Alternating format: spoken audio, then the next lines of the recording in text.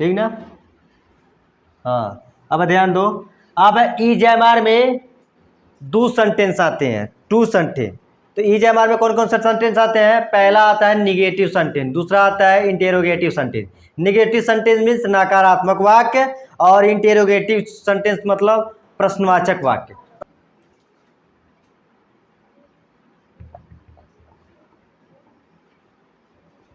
मैं खुश हूँ, ये तो सिंपल सा सकारात्मक वाक्य है, इसमें कोई निगेटिव का बोध नहीं हो रहा है। लेकिन अगर यहीं पे कह दोगे दूसरा पे, तो इसका टेंसर इसका ट्रांसलेशन हो जाएगा I am happy, I am happy. इसका सिंपल तो बन गया, कोई दिक्कत नहीं है। लेकिन यहीं पे आ जाएगा कि मैं खुश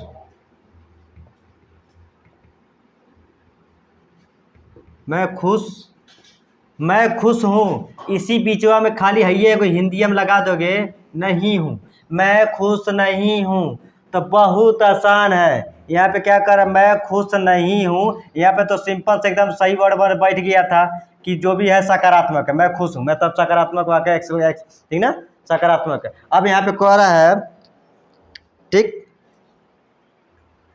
ठीक, अब यहाँ पे है मैं खुश हूँ, सकारात्मक वाक्य बन गया। लेकिन इसी को हमको नकारात्मक वाक्य बनाना है, तो इसका तो बन जाएगा मैं का आई, तो इसका जो होगा आई एम, बस कुछ नहीं करना है। इसी के आई मतलब सब्जेक्ट के बाद वर्ब आ जाएगा, वर्ब के बाद यह नॉट वाला जो होता है यही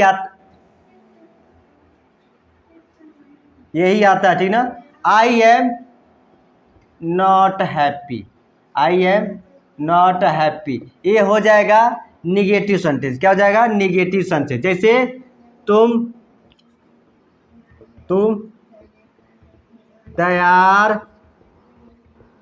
हो, तो ये तो हो जाएगा you are ready, you are ready हो जाएगा, ठीक। लेकिन यहीं पे हो जाएगा तुम तैयार नहीं हो, तो इसका ट्रांसलेशन क्या हो जाएगा? सेम टू सेम रहेगा, लेकिन एक चीज आ जाएगा इसमें, ऐड हो जाएगा यू आर, यानी कि इसमें वर्ब के बाद क्या होता है, जो नॉट आता है वही लगाता है। EGMR के बाद क्या आता है? नॉट, यानी नहीं लगता है, तो यहाँ पे नॉट हो जाएगा, नॉट रेडी। तो तुम तैयार नहीं हो, यू आर नॉट रेडी, ये हो गया निगेटिव सेंटेंस। क्या हो गया? निगेटिव सेंटेंस, ठीक ना।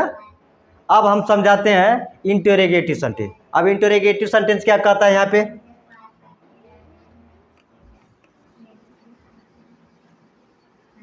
हाँ, इंटरोगेटिव में कुछ वाक्य क्या से शुरू होते हैं, और उसका ट्रांसलेशन बनाने के लिए, मतलब उसका जब अनुवाद करेंगे, ट्रांसलेशन करेंगे, तो जिस टेंस में रहता है, चाहे प्रेजेंट में हो, चाहे पास्ट में, चाहे फ्यूचर हो, उसका अंग्रेजी हम पहले रखेंगे। EGMR की बातें बता रहा हूँ, तो EGMR का अंग्रेजी पहले आएगा, यानी यहाँ पे सब्जेक्ट की जगह चेंज हो जाएगा। यहाँ पे जो सब्जेक्ट जो बड़ी अपना सब्जेक्ट अपना जगह कब्जा करके बैठा था, ठीक ना, वहाँ इंटरोगेटिव में आते वक्त यानी कुछ वाक्य में अब प्रश्न इसका जब अनुवाद करेंगे, तो ये सब्जेक्ट का जगह क्या हो जाएगा? चेंज हो जाएगा, पूरी तरह बदल जाएगा। अब यहाँ पे है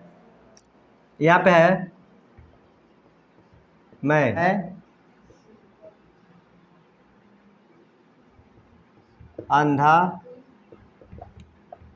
अंधा हूँ, ठीक, मैं अंधा हूँ, ठीक। अब यहीं पे देखो, अब यहाँ पे एक मान लो ये सकारात्मक एक बनाया हूँ, मैं अंधा हूँ, तो इसका क्या हो जाएगा? ठीक ना, आई एम ब्लाइंड, ब्लाइंड मैंने होता है अंधा, तो मैं अंधा हूं, तो आई एम ब्लाइंड। लेकिन अब इसको हम इंट्रोगेटिव में बताएंगे, ठीक ना। अब मान लो ये तो सकारात्मक है, अगर इसी को निगेटिव बना सके, मैं शोर मत करो, मैं अंधा नहीं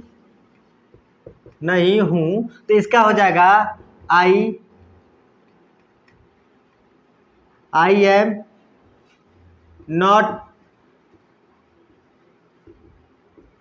नॉट ब्लाइंड, ठीक है। अब इसको हम इंटरोगेटिव बनाएंगे, प्रश्नवाचक वाक्य बनाएंगे, तो कैसे बनाएंगे इसका हम? इसका हम बनाएंगे क्या मैं अंधा हूँ। अब देखो ये प्रश्नवाचक वाक्य, प्रश्नवाचक का चिन्ह मारना मत भूलना, प्रश्नवाचक का चिन्ह मारना मत भूलना। अब कैसे, अब यहाँ पे देखो, अब यहाँ पे कह रहा है कि क्या मैं अंधा हूँ, तो यहाँ पे मैं इंट्रोगेटिव में बताया था कि कुछ वाक्य क्या से शुरू होते हैं, इनका ट्रांसलेशन बनाते समय, अनुवाद करते समय हम इस पर ध्यान नहीं देते, क्या का ध्यान नहीं देते हैं, फॉरगेट इसको भूल जाओ, ठीक ना। हम इन्हीं तीनों सेंटेंसों के बारे में ध्यान देते हैं, इन्हीं तीनों वर्ड्स के बारे में, जो शब्द होते हैं इन्हीं वर्ड्स हैं, इन्हीं के बारे में ध्यान देते हैं, इन्हीं के बारे में, तीनों के बारे में बताते हैं। अब कैसे बताते हैं, अब इसको छोड़ो, तो अभी बताओ लास्ट में हूँ का अंग्रेजी क्या होगा। यहाँ पे लास्ट में इजमार का आ रहा ना, तो यानी एम आ रहा है, तो यहाँ पे हो जाएगा, यहाँ पे एम का एम, यानी पहला जो अक्षर होगा बड़ा रहेगा, उसके बाद स्मॉल यानी छोटा, कैपिटल पहला और दूसरा स्मॉल, तो एम। अब इसका सब्जेक्ट एम आई, और उसके बाद अंधे का हो जाएगा ब्लाइंड, BLIND। अब भाई क्वेश्चन मार्क मारना बहुत, हिंदी में प्रश्नवाचक चिन्ह और इंग्लिश में क्वेश्चन मार्क मारना डालना मत भूलना। क्या मैं अंधा हूँ, एम आई ब्लाइंड। क्या मैं बहरा हूँ, एम आई डीप। क्या मैं चोर हूँ, एम आई थीप। क्या मैं डॉक्टर हूँ, एम आई डॉक्टर, ठीक ना। क्या मैं किसान हूँ, एम आई फार्मर। ऐसे ही बनता है, यानी क्या तुम चोर हो, आर यू थीप। क्या तुम डॉक्टर हो, आर यू डॉक्टर। क्या तुम टीचर हो, यानी क्या तुम शिक्षक हो, आर यू टीचर, ठीक ना। क्या तुम सिंगर हो, क्या तुम गायक हो, आर यू सिंगर, ठीक ना। क्या तुम जज हो, न्यायाधीश हो, आर यू जज, ठीक ना। क्या तुम वकील हो, आर यू एडवोकेट। यानी इजमार का अंग्रेजी जो पहले होता है वही बनता है यहाँ पे। तो इजमार का अंग्रेजी एक तो बता दिया हूँ, अब दूसरा और देख लो यहाँ पे, क्या वह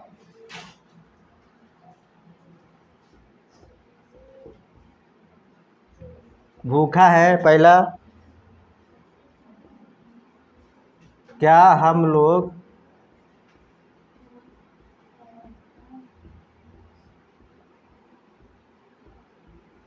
किसान हैं, ठीक। अब यहाँ पे है, तो क्या वह भूखा है, तो अब यहाँ पे लास्ट में ध्यान देखो, है ना, तो यहाँ पे सबसे पहले सब्जेक्ट के जगह पे यही आ जाएगा, is his he, is he. और इसका वजह अब यहाँ पे जो भूखा होता है, भूखा का क्या होता है, हंगरी होता है। क्या होता है, is he Hungary, is Hungary, ठीक ना। अब उसके बाद क्या कह रहा है यहाँ पे, क्या हम लोग किसान हैं, क्या हम लोग किसान हैं। अब यहाँ पे देखो, हाँ है ना। अब यहाँ पे अंग्रेजी पहला बनेगा are we farmer, are we farmer. देखो कितना आसानी से बन गया। यानी इंटेरोगेटिव में जो क्या से शुरू होते हैं उनको भूल जाते हैं क्या को, बशर्ते उनका जो ट्रांसलेशन करते हैं इजमार का, तो जो इजमार का जो अंग्रेजी होता है उसी को पहले ला कर रख देते हैं, बाकी सबका बना देते हैं और क्या को छोड़ देते हैं, ठीक ना। यही करते हैं, चलो।